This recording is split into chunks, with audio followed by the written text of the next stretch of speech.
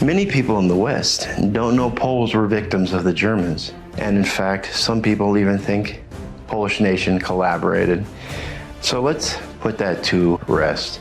Magnus Brechtken, in his book Political and Transitional Justice in Germany, Poland and the Soviet Union from 1930s to 1950s, states that Polish collaboration was 0.1%, which means cooperation is not even worth mentioning.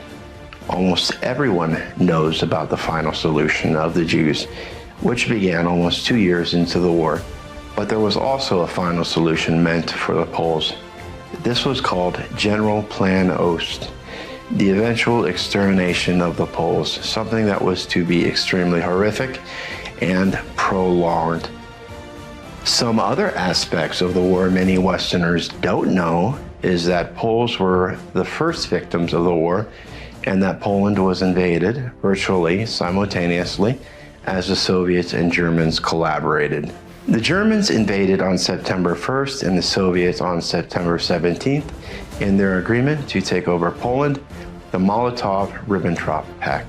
It was soon stated by these nations that neither party will allow on its territory any Polish agitation that affects the other country territory.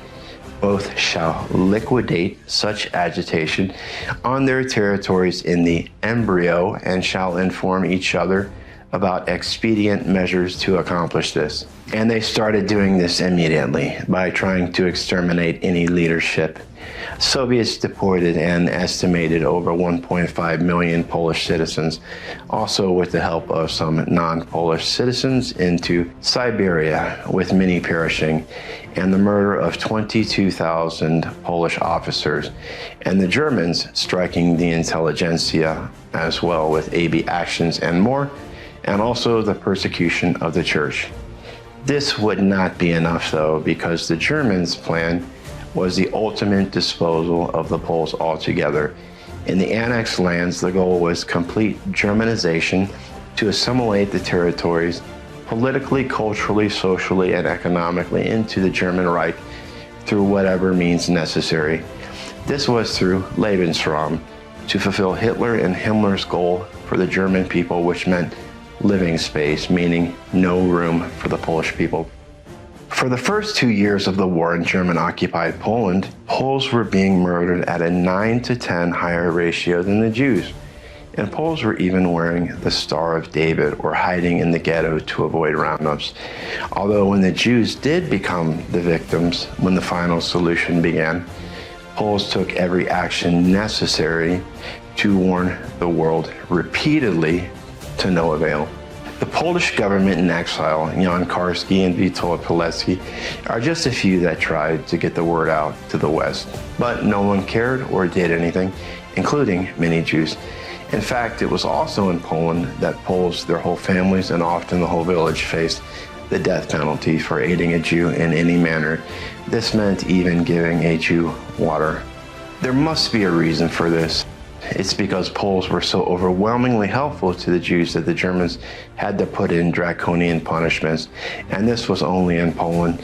Here are some examples why this decree became necessary.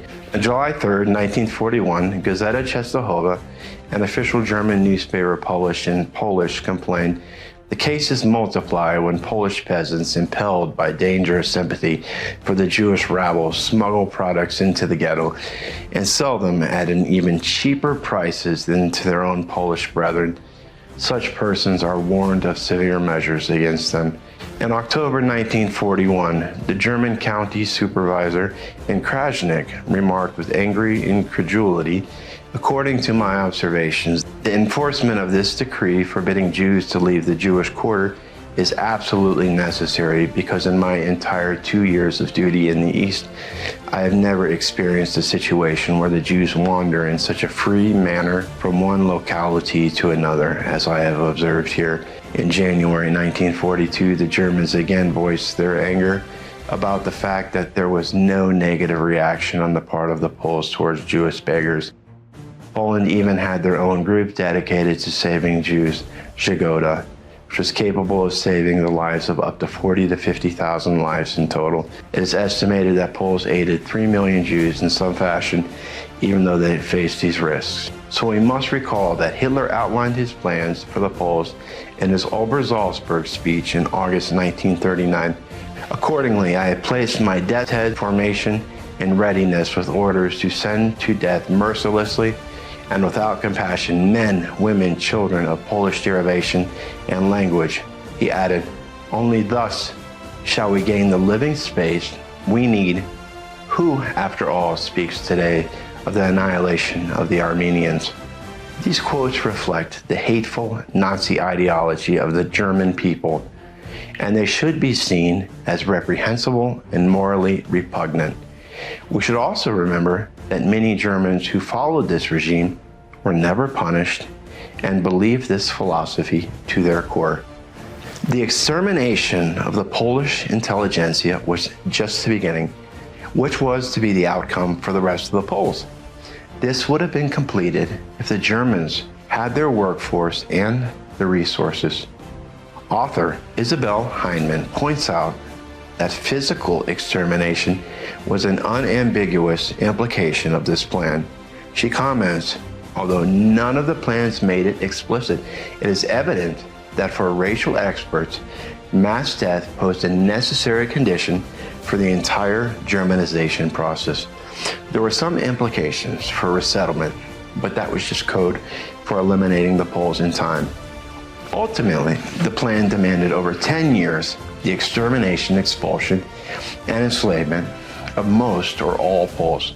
What was meant by expulsion and enslavement meant being brutally worked to death.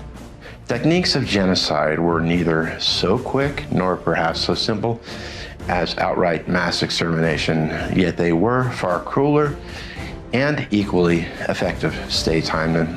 Indeed, General Plan Ost was a prolonged genocide. The Polish outnumbered the Jews, and do not think for a moment the Germans would not have committed mass murder of the Polish if they could not.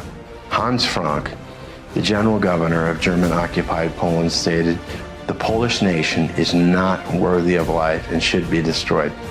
And Himmler echoed Hitler when he said, "All Poles will disappear from the world." It is essential the great German people should consider it as its major task to destroy all Poles. That was essentially what the Germans had planned for the Polish, that they were to disappear from the world, and their major task was to destroy them. Please remember to like, follow, and share, and join my Patreon. Thank you.